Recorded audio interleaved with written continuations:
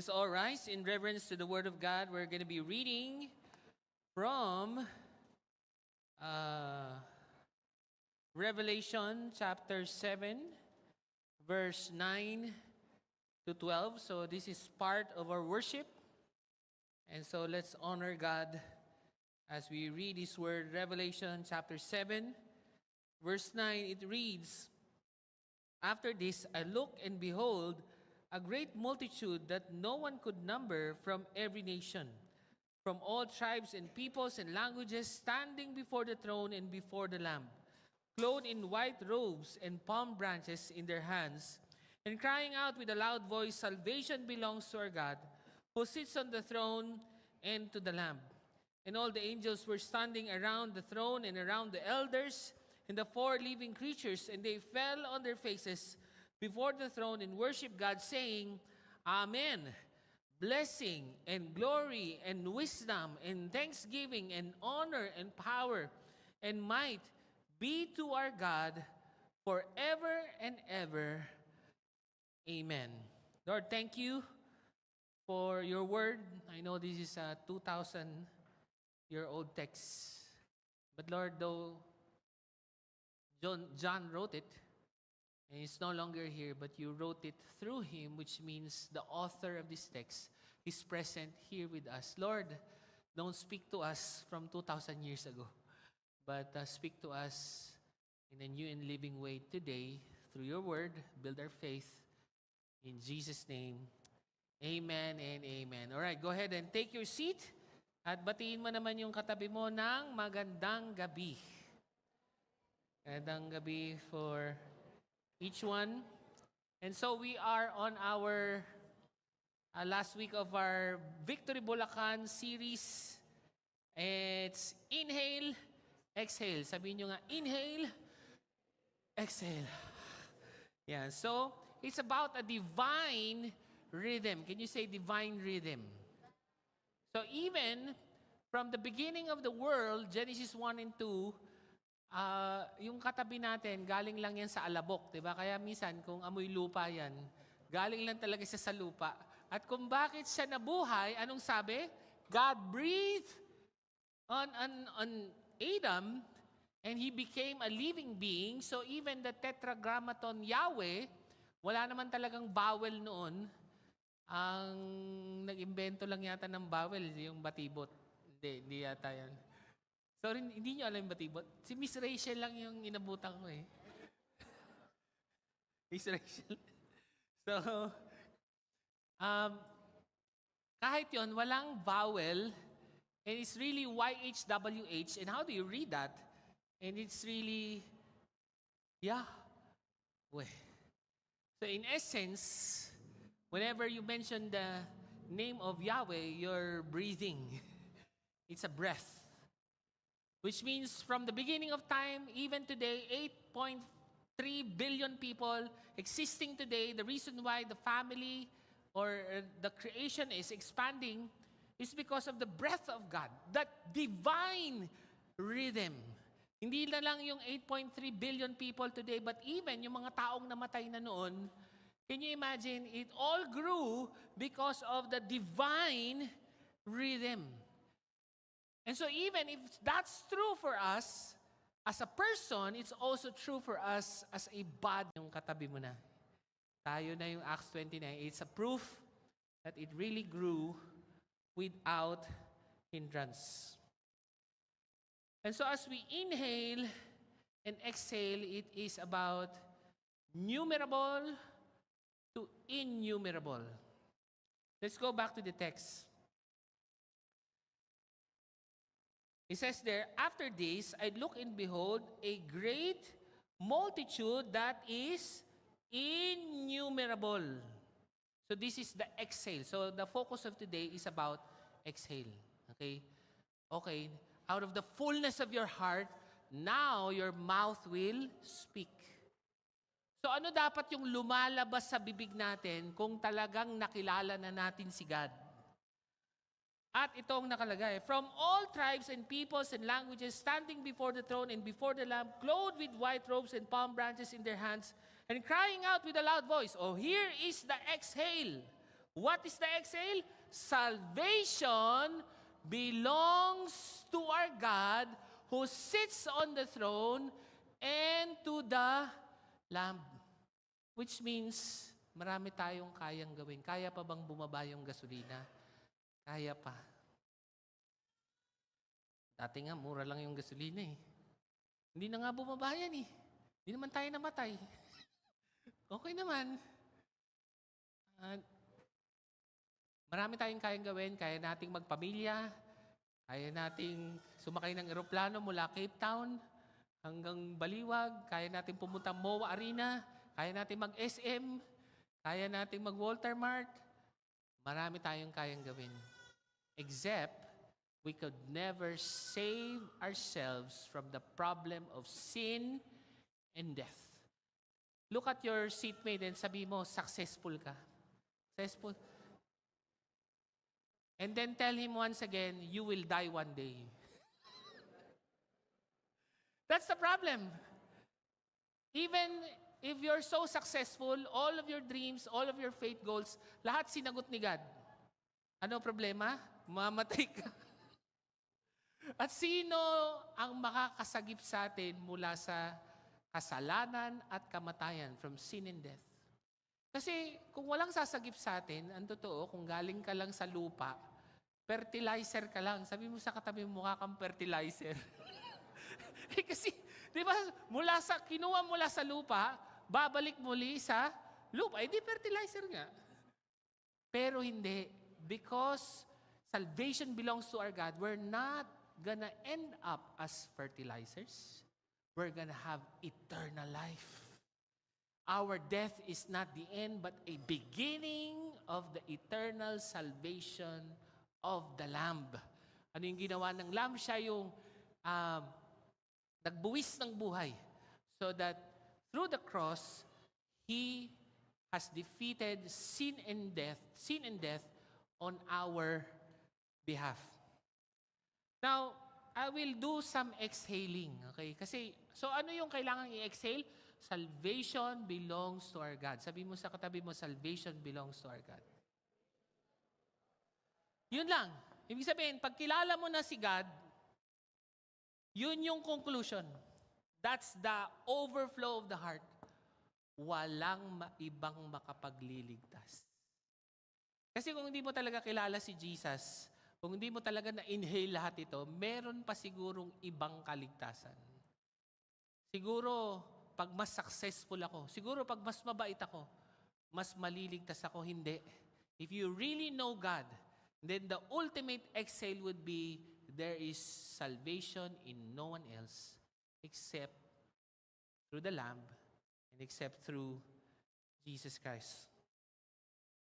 Alam nyo, nung January 20, 1990,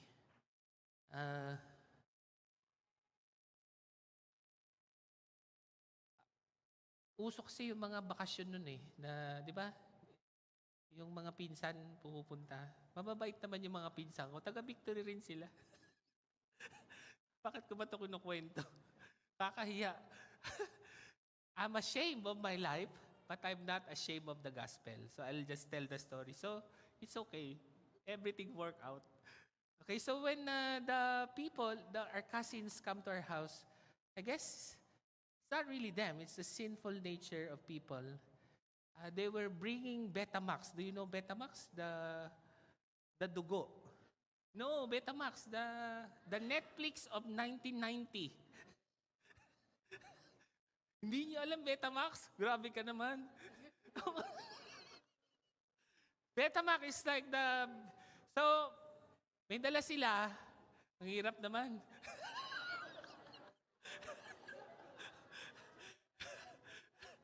It's okay. So, may dala sila ng mga bagay na hindi namin dapat napapanood. So in essence, actually, 8 years old pa lang ako. Feeling ko nasira na talaga buhay ko. Kahit pa nung bata pa ako, pag nagbubukas ako ng rep, hindi naman kasi, I think, hindi pa naman Christian yung mga magulang ko at that time. Pag nagbubukas ako ng rep, araming beer eh. Sabi ko, yun, siyempre, nandun na lang, di ba? Nandiyan na yan, di inumin mo na. ba't mo nilagay? Tapos, ano pa, pinabibili pa ako ng hope. Hindi hope na pag-asa, hope na sigarilyo. Eh, siyempre, pag pinabili ako ng 5 stick, 4 na lang yun. Naisip ko nga sino bang may gusto nun? Na 8 years old ka pa lang, lahat ng hindi mo dapat mapanood, napanood mo na.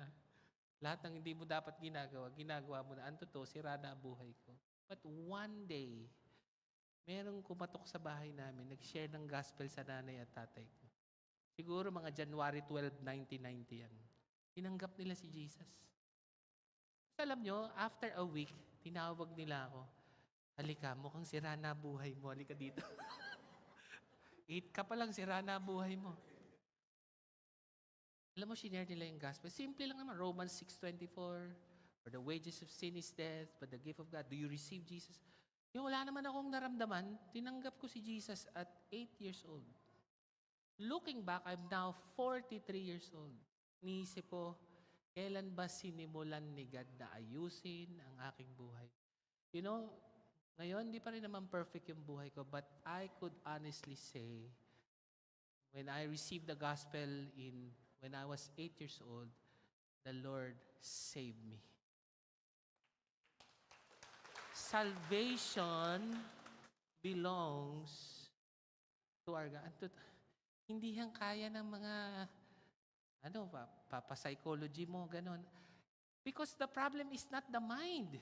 The problem is the sinful nature. And I think wala namang magulang na gusto ko, pangarap ko sa anak ko, 8 years old pa lang siya, lahat ng hindi dapat, napanood niya na lahat. Pangarap ko yan At saka dapat umiinom na siya at nagsisigarilyo na. Meron bang ganon? Wala. It is the sinful. And who could save us from sin and death? Ang tagal ng kwento ng buhay ko, but definitely, that was the first time I knew God started to save me, even continually saving me. And so, marami pa pong kwento.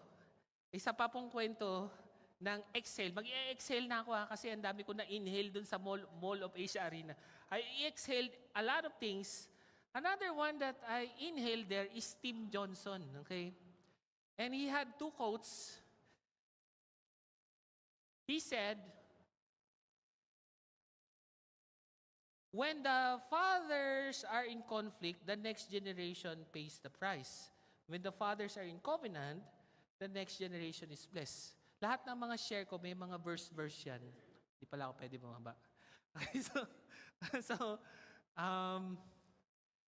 pero ang magkagalit talaga, si David tsaka si Saul. Di ba? Kung alam niyo, 1 and 2 Samuel, magkagalit si Saul and David. Bakit sila magkagalit? Kasi may anak si Saul, ang pangalan si Jonathan.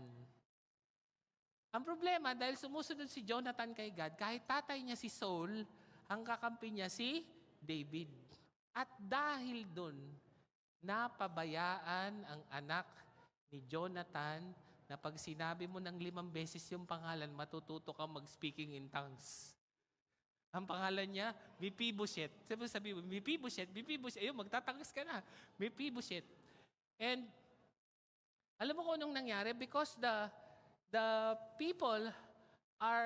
fathers are in conflict, si Mephibosheth ay nalaglag, nabitawan, at naging lumpo siya dahil nilaglag siya ng tatay niya. Alam mo, doon ako simulang nangusap talaga si Lord. Grabe. Sobra yung pagkaka-inhale ko kay Mephibosheth. In essence, many of us, if not all of us, kaya tayo nagka-problema sa buhay, napabayaan kayo ng mga tatay ninyo. Tingnan nyo madalas hindi talaga pabaya yung mga nanay. Tingnan nyo, malapit na yung Mother's Day sa May, di ba? Tingnan nyo, April pa lang, saan tayo sa Mother's Day? Ang saya. Tingnan mo yung Father's Day, yaman mo na, huwag na yun. Wala talaga parang ang tingin natin sa mga tatay, manlalaglag no? And siguro ako iniisip ko rin, nilaglag ba ako ng tatay? Nandun naman siya. Sometimes wala talaga siya. Sometimes, nandun talaga siya, pero parang wala pa din. So, nakarelate ako na, oo nga, no? Nilaglag tayong lahat ng mga tatay natin. At yun ang dahilan that the next generation pays the price. Pero, may pag-asa. Another inhale would be, when the fathers are in covenant, sino yung magkabati? Si Jonathan tsaka si David. At dahil si Jonathan ay kumampi kay David, namatay siya eh. Namatay. Pero bago namatay si Jonathan, pinapangako muna niya, sabi niya, David, pag namatay ako, alagaan mo ang aking mga angkan. Alagaan mo ang aking anak. Kaya nung namatay si Jonathan, hinanap ni David si Mephibosheth. Wala nang tatay. Ang totoo, wala nang pag-asa. Kasi tinan mo, wala nang tatay, baldado pa. Ang tawag nga niya sa sarili niya, according to 2 Samuel 9:8, what do you have to do with a dead dog like me? Yun ang description niya sa sarili niya. Dahil nilaglag siya ng tatay niya, he considers himself as a dead dog like me. Sobrang nakaka-relate. Sabi ko, ano na nga ang pag-asa? Ang pag-asa is because David and Jonathan were in covenant. Mephibosheth found a father in David. Because they are in covenant. Now, if David can do that, how much more the son of David? Sino yung son of David? Si Jesus Christ. Will He not take care of us? Because of His covenant with the Heavenly Father to never leave you nor forsake you. And He began to minister to the Mall of Asia Arena. He said, these are seemingly Christian people, students. He said, some of you want to commit suicide. Grabe, parang feeling ko tama yung sinasabi niya. Parang feeling ko yung mga nando doon, they're going through the motions, pero wala na talaga silang hope. They feel like they're a dead dog. And yet, sabi niya, no, your life has value. Because even though your earthly father dropped you, but the Son of David will pick you up. Because of Jesus' covenant with the Heavenly Father to never leave you nor forsake you. And say to your seatmate, you have a purpose. Hindi ka ilalaglag ng Ama nating nasa langit. Come on, palakpakan nyo naman si Lord doon, di ba? Another inhale would be this si Donald Jones. You know, if there's one thing, I admire you, Timothy, because it's good to go to Cape Town, but to go to Baliwag, if you go there, very good. What is the mountain? What do you call that? Breathtaking.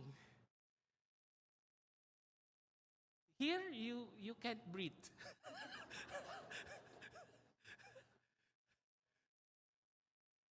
But why would you go here? Because I realize, after listening to Donald Jones, comfort is not really good for us. It's not. Sometimes we say to our children, mag-aaral ka mabuti, you study well so that when you grow up, you will have a comfortable life. Did you not know? Comfort is not really very good for us. Think about this. When did you have a deeper relationship with God? When you were suffering or when you were comfortable? Diba? So wag naman tayo mag-pray na, Lord, sana more suffering pa. May ganun ba mag-pray? Wala, di ba? So sana, hindi rin nagpe-pray na, Lord, I pray for more comfort. Hindi. Huwag din naman sana, Lord, ang hirap ng buhay ko ngayon. Sana next week, sobrang mas mahirap pa talaga. Hindi ganun. It's not praying for comfort nor praying for suffering, but I realize it's about shared suffering. Shared suffering, why? Because we're not really suffering for ourselves. We're suffering for the sake of the gospel. At yan yung pinakita niya dyan, ang nakalagay dyan, ano ba nakalagay dyan? Hindi ko mabasa. Declaration, situation, and destination. And the verse that he quoted was Genesis 12, where God promised to Abraham, I will make your name great. Si Sarah, mamamatay na. Hindi pa rin siya great. Grabe, napagod na siyang kaantay ng mga pangako ni God. How many of you, hanggang ngayon, may mga pangako pa rin si Lord na hindi na natutupad? What's the point of that? Minsan nga, napagod na tayong magdasal eh. Napagod na tayong mag-prayer and fasting. Fasting and fasting na lang, wala nang prayer. Kasi wala nang hope. And yet, I realize, natupad ba yung pangako ni God? Nagkaanak ba, Abraham? Yes. Pero ano talaga yung highlight? Yung natupad ba o yung journey? Yung journey.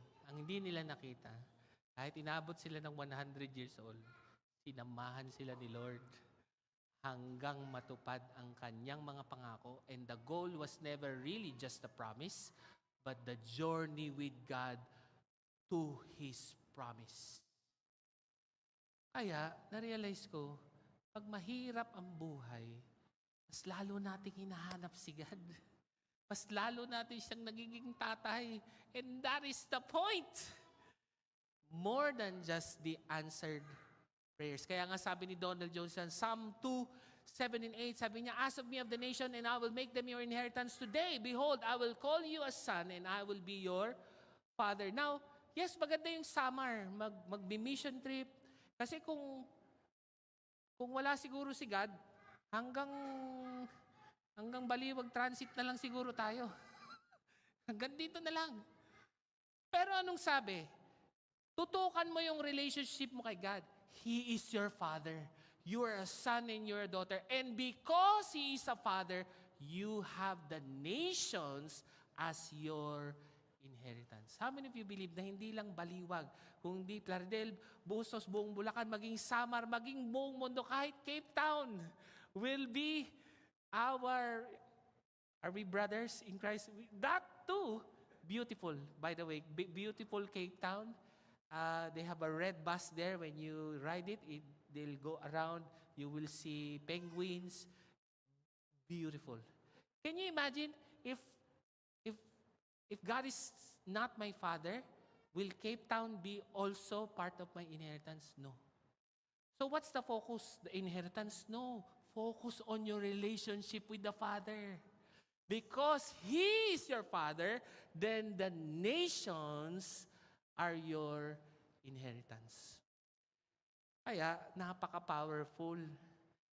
Hindi yung promise, but the participation of God in the journey to the promise.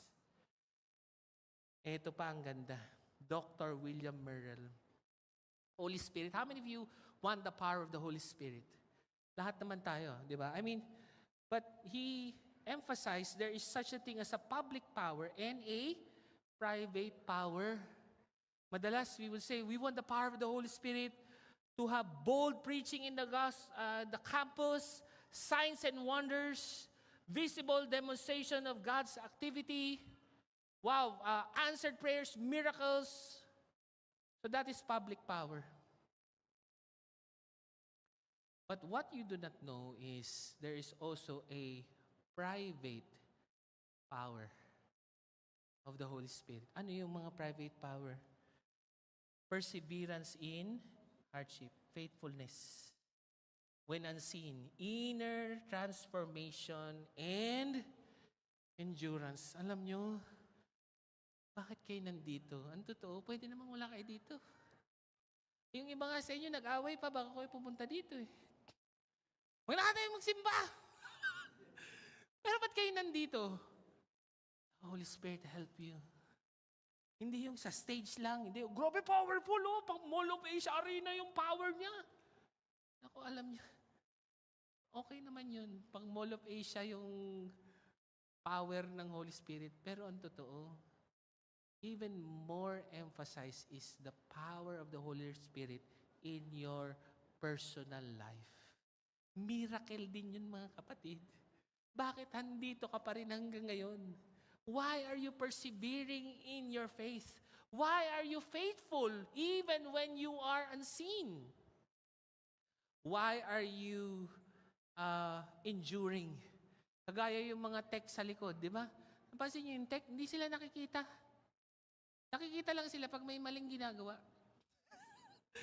Pero pag tama ang ginagawa, pinapansin niyo ba sila? Mamaya naman paglabas niyo, bro, good job ah. Ganda ng right click mo kanina. Pero tingnan mo, bakit nagpapatuloy yung mga tech? Holy Spirit eh. Endurance, faithfulness. Hindi lang public but even private power. Eto maganda. Nandito ba yung asawa ko? Are you her? Wala ka, no? Sayang, popogi points pa naman sana ako. Si Christopher Chipeo. Yan, isa pang na-inhale ko yan. Ang pinag-usapan niya dyan is one word, audacity. Yan, the audacity. Ang ganda ng pangalan, no? Audacity. Sa Tagalog yun, kapal ng muka. Yun lang yun. Na sana maging makapal ang muka natin na mag-share ng gospel. And he said, I do me and you do you. Yan yung secular culture today. Ibig sabihin, walang basagan ng trip. Kung ano gusto mo, bahala ka sa buhay mo. Yung gusto ko, wala tayong pakilamanan. But there are certain realities in our life that I could not adjust so that you will just be comfortable with me. Kagaya ng marriage. Kung hindi ka komportableng may asawa ko, tatago ko ba to? May asawa ka ba? Okay lang ba sa'yo? May asawa ko. Ay, hindi. Wala akong asawa. Okay lang ba sa'yo? May asawa ko. Okay. May asawa ko. Balik ulit. Hindi eh. Wala kayong magagawa. Alam ko namang magaganda kayong lahat, pero hindi ko maaaring maitago si Judith, ang pinakamagandang babae sa aking buhay. Alam ka namang sabihin, ano magagawa ko? Feeling mo maganda ka? Sige, maganda ka. Pero para sa akin, si Judith ang pinakamagandang babae.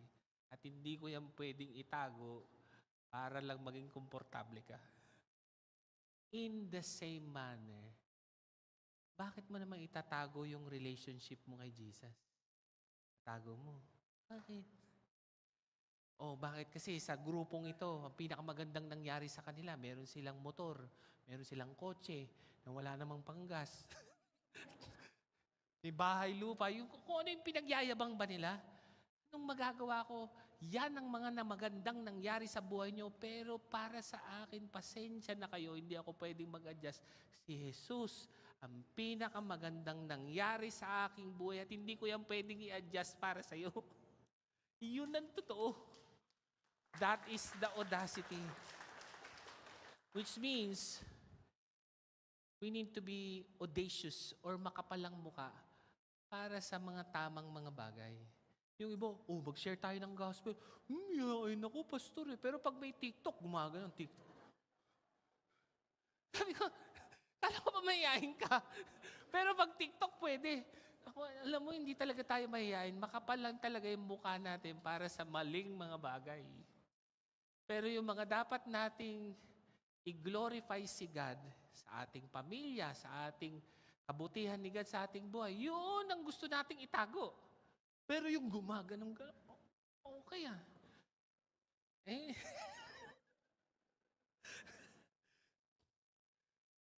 I am not ashamed of the gospel. Minsan pag sinishare ko yung testimony ko, may nagbumabati sa, ba't mo sinare yun? Nakakahiya yun. Oo nga, no? Nakakahiya mga buhay natin.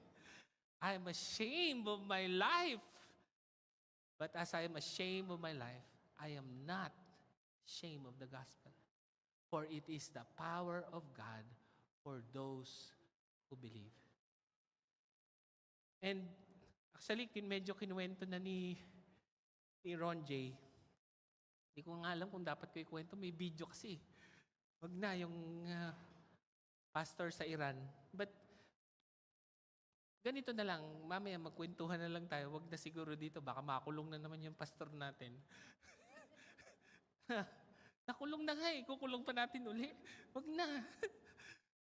Ganito na lang, ano nyo pag nanonood kayo ng balita, pagka pro-US, parang mali yung Iran, di ba? Pagka pro-Iran naman, parang mali yung US. Ang totoo, wala naman akong pakialam kung sinong tama. Ito lang, sa gerang ito, may mga tumatanggap ba kay Jesus? Yun lang. Is the gospel of kingdom advancing? And Ron J. said, sabi nung pastor natin doon, the churches in Iran are the fastest growing churches in the whole world. According to him. Marami pa pong kwento. Hindi ko lang masabi kasi may camera. Pero, saka wala na rin oras eh. So, pero napakaganda. Siguro, long story short, akala natin yung mga persecution sa Bible, nababasa lang noon. But when you hear of these people, persecution of churches, extreme, still happen today. And the church is still unstoppable. Alam niyo ba, habang nagbobombahan dun sa Iran, the pastor in Iran said they were planting a new church in Tehran. Naku, nasabi ko, Tehran. Malaki naman yung Tehran siguro. Hindi, naghahanap sila ng matitiran. Baka may makapanood dito. Pero, tanungin niyo na lang ako, ang ganda nung kwento talaga nung pastor natin sa Iran. Regardless of how do you feel about Iran, US, it's not the point. It's the kingdom of God advancing. Even though there is crisis. And the answer is a resounding yes. Inhale. Siyempre, pag pabaksak na yung bomba, pero pag sinagip ka ni Lord, bang! Gospel na naman. Bakit? Kasi, pag bumagsak yung bomba, anong kailangan? Kailangan ng tulong ng mga tao. Sino tutulong? Simbahan. Habang tinutulungan, nagsishare ng gospel, lalong lumalago. Naisip ko nga well, hindi naman, Pastor Eric shared a while ago na nung nagkakaubusan ng face mask dati, kami noon nakakuha kami ng mga face mask pero hindi namin ginamit for our own, 2020. What happened was, pumunta kami sa mga jeepney station dito sa Baliwag, dito sa Baliwag Transit. Namimigay kami ng face mask. Ang mahal ng face mask noon, pero we had some stocks. So we're giving away, pero bago niya meron kaming face mask, tapos kukunin na nila, kilala mo ba si Jesus? Hindi nga, it feels like a joke, pero yun talaga yung nangyari. Na habang nagkakagulo ang mundo para sa face mask, we used it as an Excel to share about Jesus. Iniisip ko nga, sa mahal ng pamasahe ngayon, baka hindi tayo magbigay ng libreng sakay. Pero libre ba talaga? Hindi. Siyempre, habang nagdadrive tayo, bakit po ang bait ninyo? Kilala mo ba si Jesus? Yun lang, diretso na. Ang lapit lang ng biyahe natin. Kilala mo ba si Jesus? Ano pang mga pwedeng gawin? Kasi minsan nakikita natin yung we just see the mga negative things, and yet all of these things can be used for the good and for the glory of God. Ano pa mga pwede? Bili ka ng extra kilo ng bigas, bigay mo sa driver. Alam mo, appreciate nila. Bakit? Mahal yung gasolina eh. Mas malamang nabawasan yung pambili nila ng bigas eh. Pero kung pupunta ka sa driver, meron po kaming extra bigas sa inyo na po. Sa tingin mo, masishare mo si Jesus? Oo naman. Sa tanungin kasi nila bakit niyo po ba ito ginagawa? Mahal namin si Jesus. Gusto namin makilala ninyo ang pinakamagandang nangyari sa aming buhay. Walang iba kung hindi si Jesus. And so, we're going back to the text. As we're winding down, sabi niya, after this, look and behold a great multitude that no one could number from every nation, from all tribes and peoples and languages standing before the throne and before the Lamb. And what is the exhale? Salvation belongs to our God. At ano pa nangyari? They were celebrating with white robes. Ano ibig sabihin? They were purified. Meaning, posible pala na matalo ang kasalanan sa tao. That you can actually be pure. Tingnan mo yung katabi mo. Mukha bang magiging malinis pa yan? Naku, karumi niyan. Karumi nating lahat. And yet, at the end of the day, we will be pure. Hindi lang yon, that there will be palm branches, which is a symbol of celebration. Ang ganda nung kanta doon sa Go Conference, i-search nyo sa Every Nation Music. Joy, si John Owens yung kumanta ng Firebirds dati. Ang ganda yung Joy. Hindi nyo matatunuan. so, ang ganda. Bakit? It speaks about Revelation 7:9. That this whole unstoppable church will not end in defeat, but it will end in celebration. Grabe, no, hindi tayo talunan.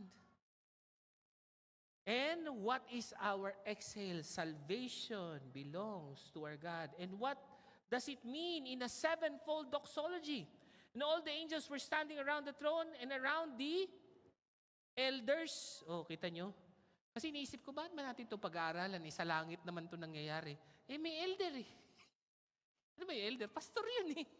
Ibig sabihin, yes, this is a vision of the future, but it's also a vision of the future that is persisting in our reality today. And the four living creatures, and they fell on their faces before the throne and worship God. What does it mean? That salvation belongs to our God. There is a sevenfold doxology. Bilangin natin kung magaling tayo magbilang.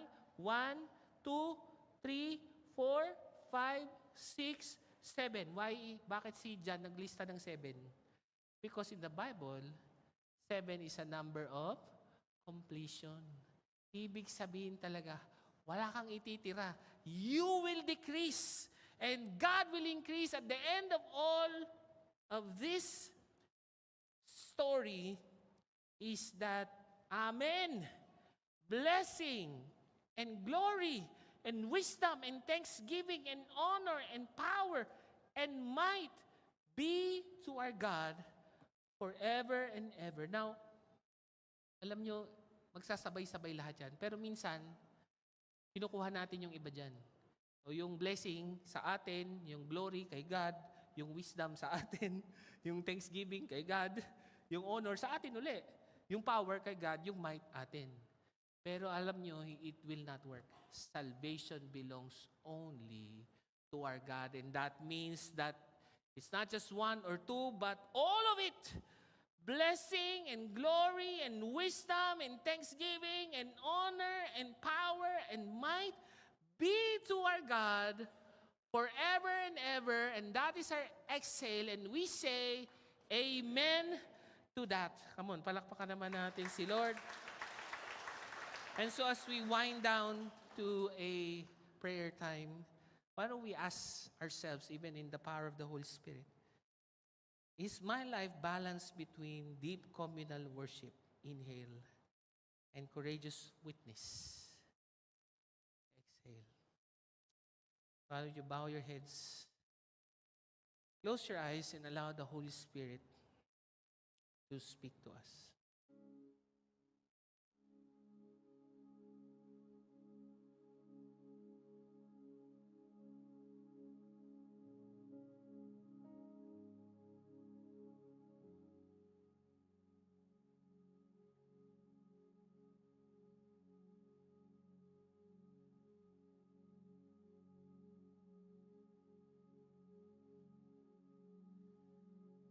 Lord, thank you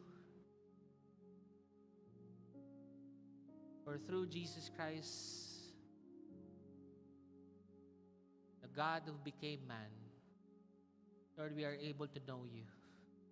And now, if we really know you, we can make you known. That only salvation belongs to our God. And that means not just blessing, not just glory, but all of it, all blessing, all glory and wisdom, thanksgiving and honor and power and might be to you forever and ever. Let that be the overflow of our heart. Let that be the exhale of our mouth. Lord, maraming salamat po na nakilala ka namin. At sa pagtapos ng service na ito, tulungan mo kami na ipakilala ka sa iba. Lord, tulungan mo kami magbigay ng libreng sakay. Tulungan mo kami magbigay ng bigas sa mga nahihirapan. Tulungan mo kami na magtanong ang mga tao, ba't nyo ba yung ginagawa? Dahil hindi namin kayang itago si Jesus, pinakamagandang nangyari sa aming buhay. Lord, bigyan mo kami ng kapal ng muka sa mga dapat naming gawin. Lord, we believe there are miracles yet to happen. But miracles only follow as we preach the gospel. Lord, help us that we are not really following miracles, but that we are following you in the Great Commission, and that miracles will follow us. Lord, maraming salamat po. Blessing and glory and honor, salvation belongs to you alone. In Jesus' name, amen and amen. Let's respond in worship.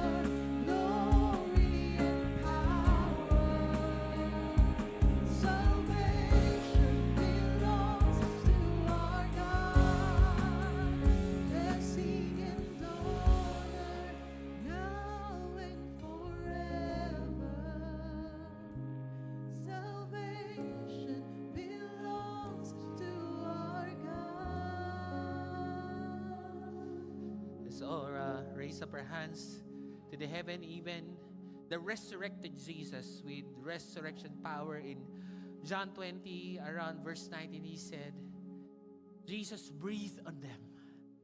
Grabe, no? He breathed on them the resurrection power. He breathed on them the Holy Spirit. Yes, the Lord breathed, God breathed on us in Genesis 1 and 2 in Adam, but the Adam fell on sin, fell to sin. And yet, it's a different breath because now Jesus is victorious over sin and death. And once again, He breathed on all of us. And you're breathing on us, not just your breath, but even the resurrection power of the Holy Spirit. He breathed on them, and Jesus said, as the Father has sent me, so am I sending you. Lord, maraming salamat po for knowing you and the privilege to make you known. In Jesus' name, amen and amen. God bless you. See you next week. We'll start a brand new series, Resurrection Power. Yan ang series natin.